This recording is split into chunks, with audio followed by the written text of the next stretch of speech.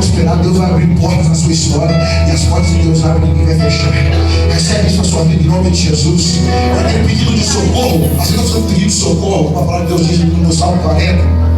O pedido de socorro que você fez, pedindo a Deus para abrir uma porta para te abençoar, pedindo a Deus para mandar de algum outro lugar.